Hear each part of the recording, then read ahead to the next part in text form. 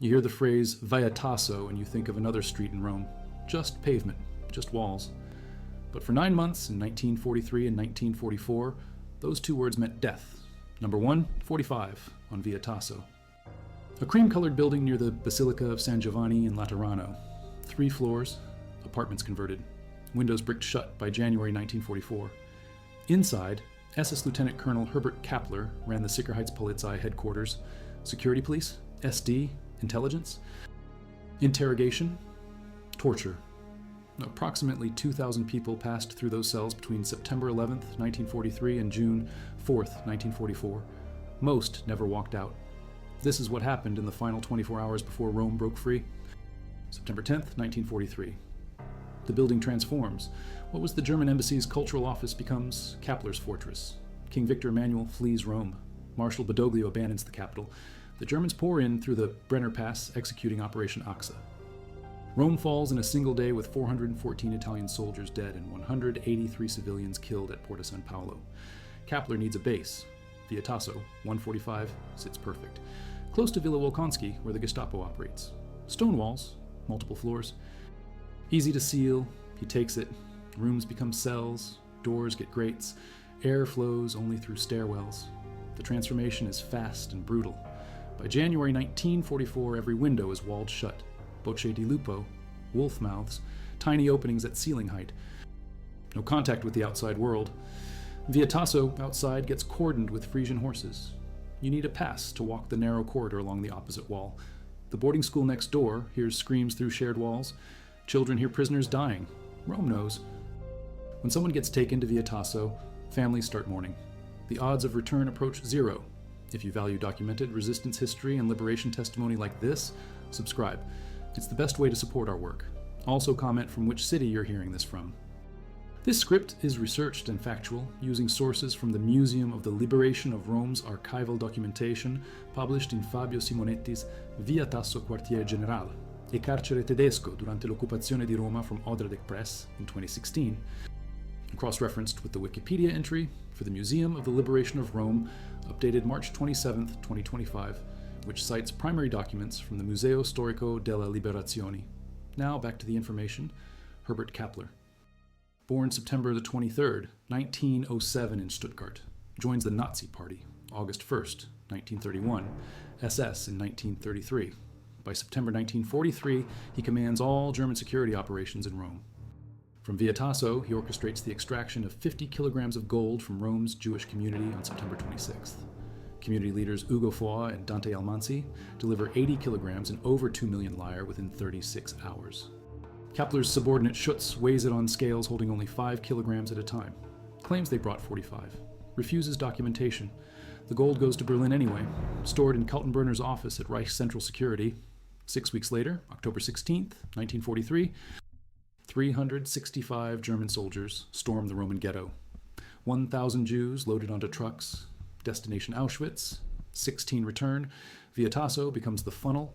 Resistance fighters, partisans, Jews, suspected sympathizers, random civilians, anyone Kappler wants. Cell 2 is solitary confinement, windowless. Isolation breaks minds before interrogation starts. Cell 12 is the second isolation cell. A British soldier named J. Lloyd scratches his name and draws a Union Jack planted on a hill. Still visible, still there. The walls speak in nail scratches and spike grooves, messages to families, prayers, defiance. One prisoner carves in Italian, the soul to God, life to the king, the heart to a woman, honor for me. Another writes, do not be sad, mother, this is my fate. Father Giuseppe Morosini. A musician who joined the resistance, composes a lullaby in cell 382 before his execution at Fort Bravetta on April 3, 1944. His fellow prisoner loses his life at the Ardeatine caves on March 24th. The lullaby was for a baby never born because the prisoner's pregnant wife miscarries when she learns her husband is murdered. Torture is methodical. Heads in vices, teeth ripped out, nails extracted, mustaches torn off, blowtorches applied to skin. Giorgio Lebeau, architecture student and artificer for the Gapi partisans, gets tortured so severely he cannot use his hands or feet. On February 5, 1944, they carry him to Fort Bravetta for execution. Franco Sardone, 50-year-old teacher from the Action Party, arrested January 11th. His prison card from Via Tasso has a note in German killed by Herbert Kappler, January 31st, 1944. His name also appears on the Fort Bravetta execution list, suggesting they concealed his death during interrogation. The torture chamber doubles as a bureaucracy. Every death gets paperwork, even when the paperwork lies. March 23rd, 1944. Via Rasella. Partisan action group GAPI detonates a bomb against SS Police Regiment Bozen marching through central Rome. 33 Germans dead by the next morning. Hitler orders retaliation. 10 Italians for each German. 330 must die within 24 hours. Kappler at Via Tasso has 4 prisoners sentenced to death, 17 serving long sentences, 167 deemed worthy of death. Not enough. He pulls 57 Jews from custody, adds random civilians grabbed off via Rasella, pulls more from Regina Coeli prison. By noon, March 24th, Kappler has 271 names, each with crime listed except Jews who are simply marked Jew. The count hits 335, 5 over quota. Kappler and his second Erich Priebke decide releasing 5 might compromise secrecy. All 335 go to the Ardeatine caves. Groups of 5, hands tied behind backs, shot in the neck. 75 are Jews. Many came from Via Tasso. The youngest is 15. The oldest, over 70. None connected to Via Rasella. The caves get dynamited to hide the corpses. Liberation exposes everything. Forensic expert Attilio Ascarelli identifies 326 of 335 bodies, starting July 26, 1944. Forte Bravetta provides another killing ground, a fort built 1877 to 1891, ammunition depot and shooting range since 1919, execution site since 1932, when fascists reinstitute the death penalty. During occupation, German command sentences, Italian soldiers fire. 68 resistance members die there between September 10th, 1943 and June 3rd, 1944. February 2nd, 1944. 11 Bandiera Rossa partisans executed. Ettore Arena. 17-year-old from Catanzaro. Romolo Jacopini. Ezio Malatesta. All shot at dawn. April 3rd. Father Morosini. His story becomes Roberto Rossellini's Roma Città Aperta. Aldo Fabrizi plays the priest. May 24th. More executions. The cells at Via Tasso empty regularly into Forte Bravetta's killing ground, 3.5 kilometers west on Via Bravetta. The graffiti accumulates. Prisoners scratch Latin, Italian, English, Sicilian, Hebrew, high cultural level evident in classical references. One prisoner quotes modified Mahmoud Darwish, "When you wage your wars, think of those who ask for peace." Another scratches, "Patience is beautiful, and God the one from whom we seek help." Calendars mark time, 365 dots in rows. 1 year passed. Drawings show landscapes. Wolves howling, birds gripping snakes, hearts broken in two, mother written in one half, father in the other, names and cities claiming identity, messages for future inmates. The physical act of writing preserves sanity in the abyss. Every scratch is defiance. Every word is proof they existed. The walls become archives written in desperation with whatever sharp object a prisoner could hide. May 11, 1944. Operation Diadem launches. Allies attack the Gestapo line. British 8th Army, including Poles, Canadian South Africans. U.S. 5th Army, including 4 French divisions. Objective breakthrough to Rome. By May 25th, German commander Albert Kesselring abandons the Gestapo line. The path to Rome opens. Via Tasso intensifies. Kappler knows time is short. More interrogations, more executions. More names added to lists. The resistance inside Rome coordinates with approaching forces. CLN National Liberation Committee operates clandestinely. 6 parties: Communist, Socialist, Christian Democracy, Action Party, Liberal Party, Labor Democrats. They print newspapers. Avanti. Bandiera Rossa. Italia Libera. Resistance propaganda. Spreads despite the terror. At Via Tasso, windows walled completely prevent signals. The isolation is total. June 3rd, 1944. Night falls. American 5th Army approaches from the south. Total casualties from Operation Diadem reach 43,000 Allied troops. 21,024 American casualties alone, 3,667 killed, 16,153 wounded, 1,204 missing. Germans lose 38,000 killed and wounded, 15,606 prisoners. Rome is declared an open city. Kesselring orders orderly retreat. No demolitions like Naples. Hitler agrees. German 10th and 14th armies withdraw north through Rome. The city center stays intact, but Via Tasso holds prisoners. Kappler faces a choice: release them, take them, kill them. He chooses to take. The final 24 hours begin in darkness. June 3rd becomes June 4th. Somewhere between midnight and dawn, SS Untersturmführer Hans Karau receives orders. Load prisoners, 2 trucks, 14 men selected from Via Tasso cells, Giuseppe Graceva, commander of Matteotti Brigades, 12 Italian partisans, 1 Polish prisoner, 1 English prisoner. Not random selection, these are valuable. Fronte Militare Clandestino, socialists, potential hostages, potential bargaining chips. If partisans block the road north, these prisoners buy passage. If capture seems certain, they become human shields. The trucks load in darkness. First truck gets Graceva. It never leaves. Mechanical failure. Sabotage. Fear. The truck stays at Via Tasso. The second truck with 14 prisoners rolls north. Via Cassia, the ancient road. Romans built it 200 BCE. In 1944, it leads to Viterbo, to Tuscany, to German-held territory. The convoy moves slowly. Allied forces enter Rome from the south. American troops already crossing the Tiber. Roman citizens preparing to flood streets in celebration. The trucks push north into pre-dawn darkness. Kilometer 0, 1, 5, 10, 14. The Storta, a farming community. Grazioli estate visible. The convoy stops. Dawn breaks June 4th, 1944. 14 prisoners ordered out, hands still bound, led away from the convoy, taken to a shed on the Grazioli estate. Hours pass. Morning becomes afternoon. The prisoners wait. Rome to the south erupts in liberation. Americans march through streets. Crowds cheer. Americani, viva gli Americani. At Via Tasso, Roman citizens break down doors, rush inside, free remaining prisoners, the ones the SS didn't murder, the ones they didn't take. The building empties. The cells open. The walls with their scratched messages exposed to daylight. The nightmare ends at Via Tasso 145. At La Storta, it continues. Afternoon. Small valley near the Grazioli estate. Kilometer 14.2 on Via Cassia. 14 men forced to kneel. Hans Karau supervises. Some sources suggest Erich Priebke gave the order. Kappler's second from the Ardeatine massacre. 1 shot each. Backs of heads. Execution style. 14 bodies fall. Giuseppe Graceva, 12 Italians, 1 Pole, 1 Englishman. The last Nazi massacre in Rome happens hours after liberation begins. The final victims of Via Tasso die in a field while their city celebrates freedom. Bodies go to a Rome hospital. Funeral held. Records of burial lost. Some names never fully recovered. 1 monument stands at kilometer 14 Via Cassia. Trees planted. Memorial stones. 14 names. The massacre at La Storta remains less known than Ardeatine. Less documented. Fewer witnesses, but equally final.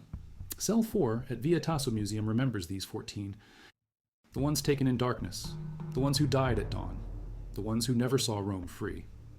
If you value documented resistance history and liberation testimony like this, subscribe. Also comment from which city you're hearing this from.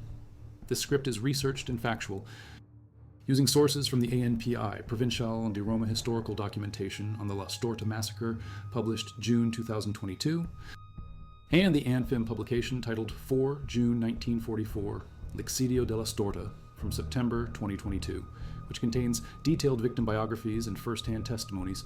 Now back to the information. June 4th, 1944, morning. U.S. Fifth Army under General Mark Clark enters Rome. First Axis, capital liberated. Streets lined with crowds. Romans wave, cheer, throw flowers. American soldiers march past the Colosseum, the Forum, the Victor Emmanuel Monument. Pope Pius XV's prays in St. Peter's Square. Millions gather. Salvation amid destruction. But the story that captures headlines worldwide lasts only 2 days. June 6th, D-Day, Normandy landings. The liberation of Rome gets overshadowed. Italy becomes secondary theater. Divisions redeploy to France. 3rd Infantry Division. 36th, 45th. The strategic importance of Rome diminishes instantly. But for those who survived Via Tasso, the liberation is everything. Princess Josefa Ruspoli in Savognano di Brazza owns the Via Tasso building. 1950, she donates it to the Italian state. Specific condition, the rooms become a museum, permanent memorial, no other use permitted. 1955, President Giovanni Gronchi opens a few rooms. 1957, full inauguration. The Museo Storico della Liberazione di Roma, Historical Museum of the Liberation, Italy's oldest resistance museum. The cells remain, the doors, the grates, the switches, the bricked windows, the graffiti. Everything preserved exactly as it was. Visitors walk through Cell 1 dedicated to Ardeatine, Cell 2 solitary confinement with scratched plaster, Cell 3 Forte, Bravetta Memorial, Cell 4 La Storta, Cell 5 converted kitchen showing the white flag used negotiating open city status with Kesselring. Second floor, Cell 11 has occupation posters, orders, restrictions. Cell 12, isolation cell with J. Lloyd's Union, Jack and scratched messages. Cell 13, resistance newspapers. Cell 14, Italian flag raised on Capitoline Hill Liberation Day. One apartment room documents the October 16th, 1943 roundup. 1,259 Jews arrested, most murdered at Auschwitz. The museum operates on donated labor. Volunteers, survivors, families of victims. Entry is free. Donations encouraged. August closed. Every other day, 9:30 to 12:30. Tuesdays, Thursdays, Fridays, also 3:30 to 7:30. Located 1 block west of Via Manzoni. Tram Line 3, Metro Line A to Manzoni Station, 200 yards south. The building looks ordinary from outside. Cream walls, 3 stories, windows restored. Nothing indicates the horror that happened inside except a small plaque. Most tourists miss it, walk past on the way to San Giovanni Laterano, but for Italians, it's sacred ground. Every April 25th Liberation Day ceremonies happen, names read aloud, wreaths laid, the memory maintained. Herbert Kappler escapes trial until 1947. British authorities arrest him, 1945, turn him over to Italy, July 1948. Italian Army Military Tribunal convicts him, life imprisonment, first 4 years, solitary confinement. The sentence he imposed on so many now imposed on him. He serves 29 years, August 1977. His wife smuggles him from prison hospital in Rome. Terminal cancer diagnosis. Hidden in a suitcase. Driven to West Germany. German authorities refuse extradition. Health grounds. He dies February 9th, 1978. Never fully pays for Ardeatine. Never pays for Via Tasso. Never pays for La Storta. His second, Eric Pripke, escapes to Argentina. Not extradited until 1996. 52 years after the crimes. Tried 1996. Found not guilty for acting under orders. Retried 1998. Life imprisonment. Dies under house arrest October 11th, 2013. The justice comes late and incomplete. The Via Rasella bombers join the resistance. Rosario Bentivegna. 22 years old. Dressed as sanitation worker. Pushes garbage cart containing the bomb. Waits at number 156 Via Rasella. SS Police Regiment, Bosun marches. Over 150 men, 3 abreast. Singing. Same route daily. Bentivegna lights the fuse. Runs. 33 Germans die. The reprisal kills 335. 10 to 1 becomes more than 10 to 1. Bentivegna survives. Joins Carla Capone. Both continue fighting. After liberation, General Harold Alexander calls June 7th for Italians to rise against Germans. The CLN already fighting. GAP already operating. Thousands join after Alexander's call. The resistance that Via Tasso tried to crush wins. The torture chambers fail their purpose. Every prisoner taken strengthens resolve. Every execution creates martyrs. Every scratched message on cell walls proves the spirit remains unbroken. The Ardeatine caves become national memorial. Monument designed by 5 architects: Nello Aprile, Cino Calcaprina, Aldo Cardelli, Mario Fiorentino, Giuseppe Perugini, 2 sculptors, Francesco Coccia, Mirko Basaldella. Annual ceremony every March 24th. 335 names called, roll call of the dead. Each name spoken, each individual remembered, not a collective number. 335 separate humans. Fathers, sons, brothers, resistance fighters. Jews, random civilians. The caves that hid early Christian martyrs hide modern martyrs. History repeats. Persecution continues. Memory preserves. Forte Bravetta gets a monument. 1967, plaque at entrance. 77 names commemorated, some errors noted. 2 names possibly same person, others not directly related to German resistance, but the memorial stands. The fort becomes Park of the Martyrs of Fort Bravetta. The killing ground transforms to remembrance site. After the war, Pietro Caruso and Pietro Koch, collaborators who helped the SS, get executed at Fort Bravetta. High Court of Justice sentences them. The firing squad that executed resistors executes fascists. The wheel turns. Justice imperfect but present. Via Tasso teaches what occupation means. Not abstract history, physical spaces, specific addresses. Bricked windows, scratched walls. 24-hour nightmare compressed into 9 months. September 10th, 1943 to June 4th, 1944, 267 days. Approximately 2,000 prisoners. Some freed, most killed. The math is brutal. The documentation precise.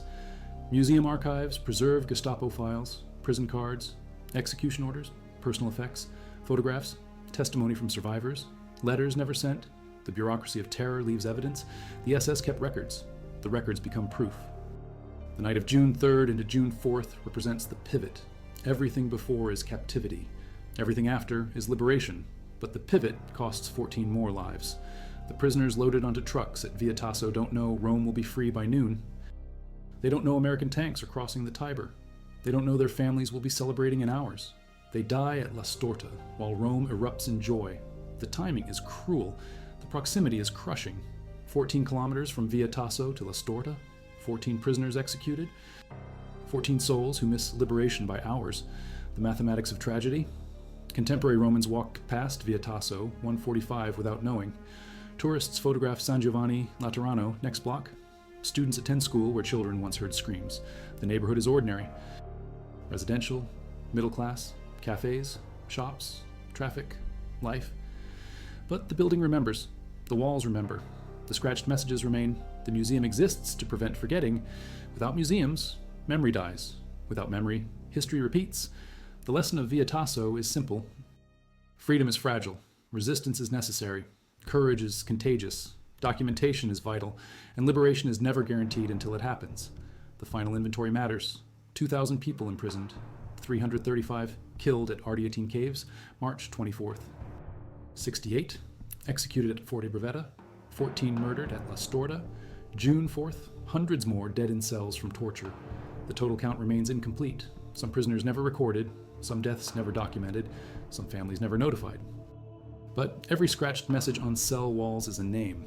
Every prayer is a voice. Every drawing is a human being refusing to disappear. The graffiti are the archive. The walls are the witness. The museum is the memorial. June 4th, 2025, 81 years since liberation. Annual ceremonies continue. Schools visit. Researchers study. Survivors die. Witnesses fade, but the building stands. Via Tasso 145. The ordinary exterior conceals extraordinary history. The bricked windows are reopened, but the originals preserved inside. The cells remain behind museum glass, the graffiti protected by conservation, the switches labeled, the doors marked, everything explained in Italian and English. The education continues, generation after generation. The museum never closes permanently because the lesson never expires. Fascism can return. Occupation can happen. Resistance becomes necessary. Via Tasso proves it. In 2025, a visitor walks through cell 12, sees J. Lloyd's Union Jack, British soldier, captured, imprisoned, scratched his flag into plaster with whatever he found. Never liberated, either executed at Forte Bravetta or Ardeatine or La Storta, records unclear, but his mark remains, his defiance preserved.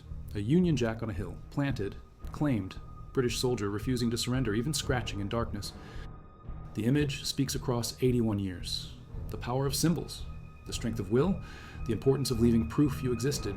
The soul to God, life to the king, the heart to a woman, honor for me. Unknown prisoner, unknown date, scratched before execution. The formula distributes his essence. Heaven gets his soul, monarchy gets his loyalty. An unnamed woman gets his love, he keeps his honor. Nothing else matters. The final accounting before death, the last words before silence. Via Tasso is full of last words, last prayers, last messages, last drawings.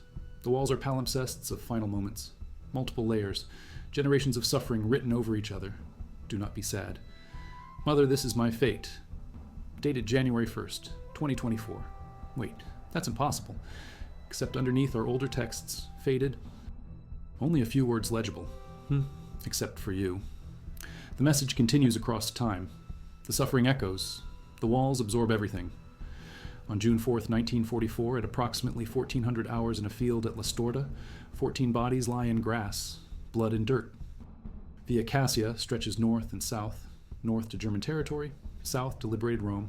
The prisoners die at the boundary, the geographic midpoint between occupation and freedom, between captivity and liberation, between Via Tasso and home. They die facing the wrong direction. The bodies eventually reach Rome, hospital, funeral. But burial records disappear. Post-war chaos, documentation lost. Some families never learn what happened. Some victims never properly mourned. The Storta massacre remains the forgotten final chapter. The coda to Via Tasso. The last killing before freedom. The 14 who didn't make it. But Via Tasso itself survives. The building endures. The museum operates. The walls speak. And in cell 4, 14 names are remembered. 12 Italians, 1 Pole, 1 Englishman. June 4th, 1944. La Storta, kilometer 14.2 Via Cassia. Shot at dawn. Last victims of Via Tasso. First day of liberation.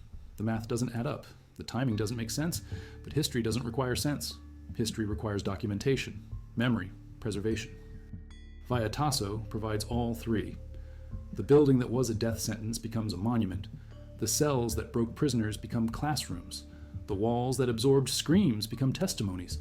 The scratch marks that were desperation become archives. 81 years later, the lesson is clear.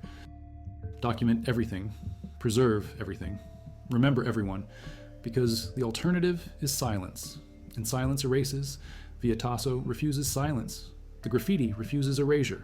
The museum refuses forgetting.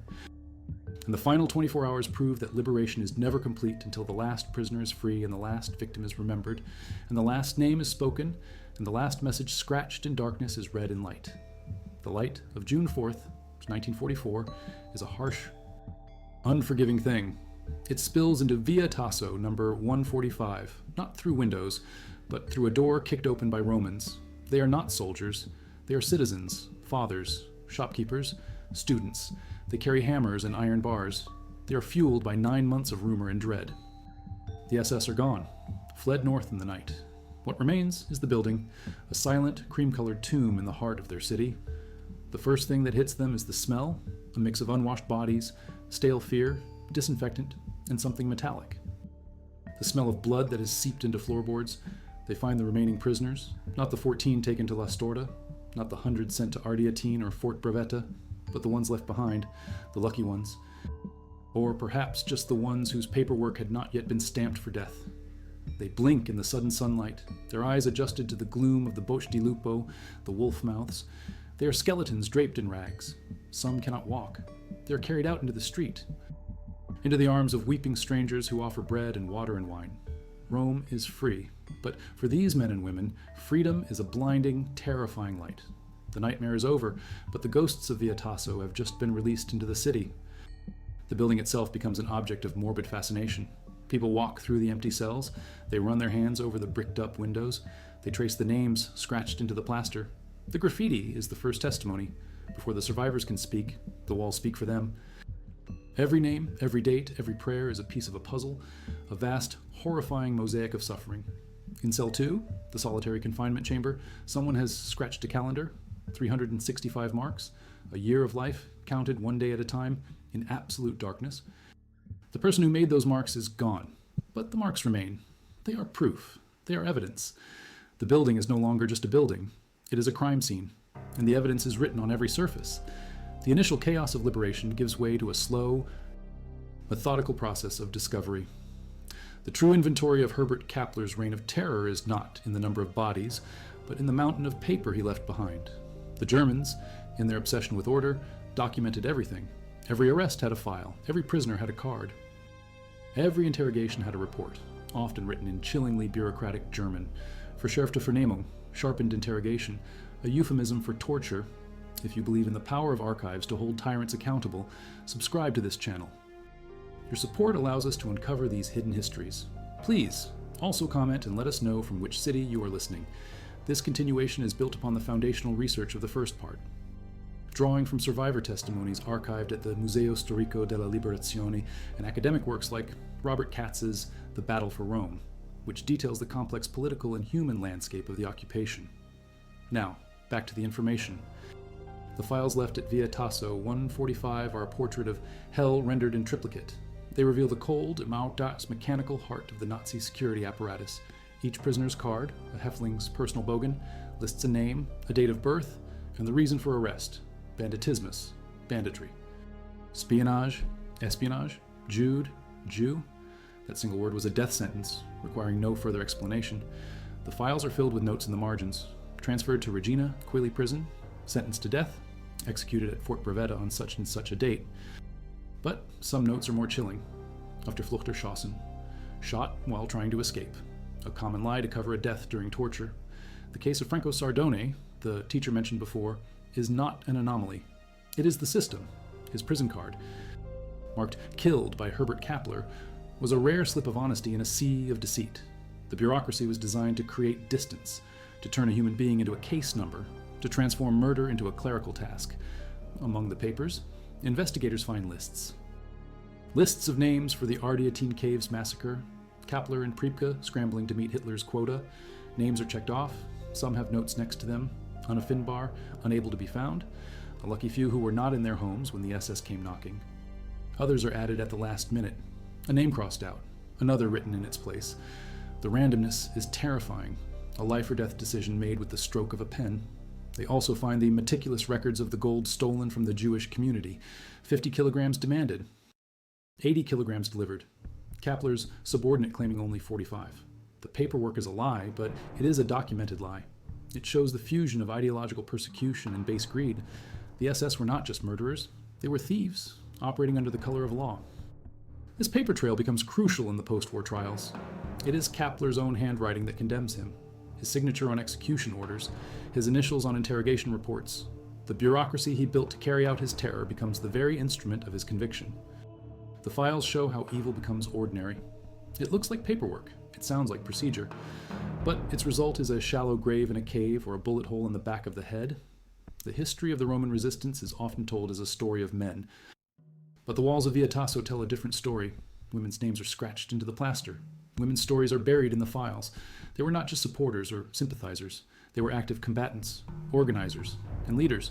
Women like Carla Capone, a 24-year-old student who fought alongside her partner, Rosario Bentavenia, in the Gap.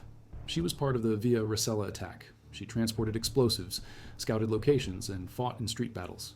After the attack, she was hunted by the SS. Had she been captured and taken to Via Tasso, she would have faced unspeakable torture. Women were often targeted for sexual violence, a weapon used to break not just them, but the morale of the entire resistance movement. Another was Laura Lombardo Radici. A physics teacher and communist partisan, she was a master of clandestine operations. She organized cells, distributed anti-fascist propaganda, and helped hide Allied prisoners of war.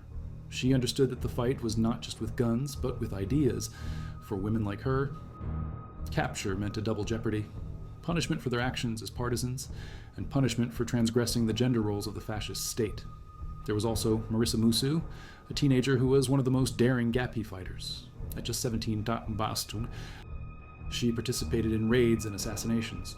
Her youth was her cover. The Nazis looked for hardened male soldiers, not a girl with a bicycle. The files at Via Tasso contain reports on these Don Pericolos, dangerous women.